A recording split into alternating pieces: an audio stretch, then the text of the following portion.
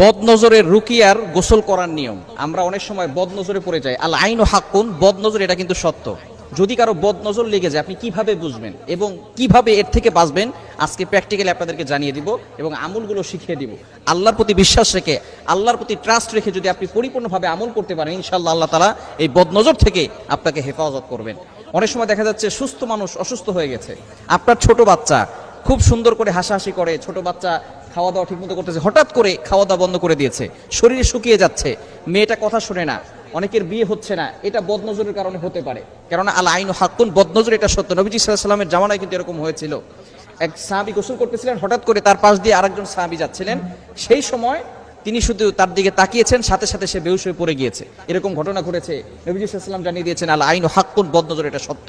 এখন এই বদনজর যদি আপনার ভিতরে থেকে থাকে, আপনার খেতে ভালো লাগে না, অসুস্থ হয়ে যাচ্ছেন, দিন দিন শুকিয়ে যাচ্ছেন, কোনো কাজে ভালো লাগে না, ব্যবসায় লস হয়ে যাচ্ছে, বিভিন্ন ধরনের সমস্যা আমাদের ভিতরে থাকে, বিশেষ করে স্বামী স্ত্রীর ভিতরে ঝগড়া লেগে থাকে। এই বদনজর যদি আপনি কাটাতে চান, কি করবেন? আপনি প্রথমে একটা বালতি অথবা একটা পাত্র নেবেন, অথবা গামলা হলেও হয়, সেখানে আপনি পানি নিয়ে, পবিত্র পানি নেবেন, আপনি নিজে অজু করে নেবেন। অজু করে আপনি 2 হাত সেই পাত্রের ভিতরে রাখবেন, পানির ভিতরে রাখবেন। রাখার পরে আপনি 7 বার দুরূদ শরীফ পড়বেন। যে কোনো দুরূদ পড়লে হবে, তবে দুরূদ ইব্রাহিমটা পড়বেন, যেটা আমরা নামাজের ভিতরে পড়ি, এটা 7 বার পড়বেন। এরপরে 7 বার সূরা ফাতিহা পড়বেন, 7 বার আয়াতুল কুরসি পড়বেন, 7 বার সূরা কাফিরুন পড়বেন, 7 বার সূরা ইখলাস পড়বেন, 7 বার সূরা ফালাক পড়বেন, 7 বার সূরা নাস পড়বেন। এরপরে 7 বার আবার দুরূদ শরীফ পড়বেন। এরপরে আপনি হাতটাকে উঠিয়ে ফু দেওয়ার কোনো দরকার নাই, ওই পানি দিয়ে আপনি গোসল করে নেবেন। ইনশাআল্লাহ আল্লাহ পাক রব্বুল আলামিন আপনার বদনজর দূর করে দিবেন। খুবই চমৎকার একটি আমল। এই আমলটি করে অনেকে ফায়দা পেয়েছেন, আপনিও ফায়দা পেতে পারেন যদি পরিপূর্ণভাবে আমল করেন।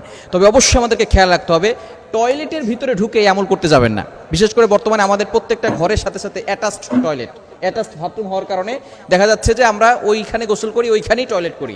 বিশেষ করে যদি এরকম হয়, তাহলে আপনি বাইরে থেকে, অর্থাৎ আপনার রুম থেকে এটা করে তারপরে আপনি সেখানে গিয়ে গোসল করতে পারেন, কোনো সমস্যা নাই।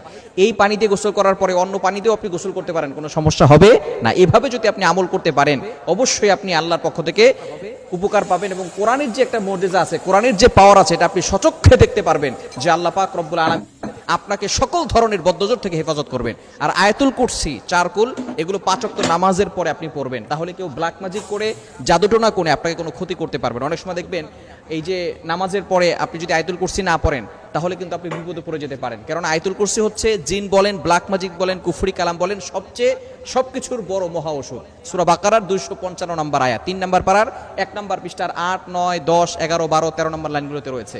এজন্য আমরা এই আমলটি বেশি বেশি করার চেষ্টা করব। 5 ওয়াক্ত নামাজের পর আয়াতুল কুরসি পড়ব এবং বিশেষ করে ঘুমানোর সময় অজু করে ঘুমাবো।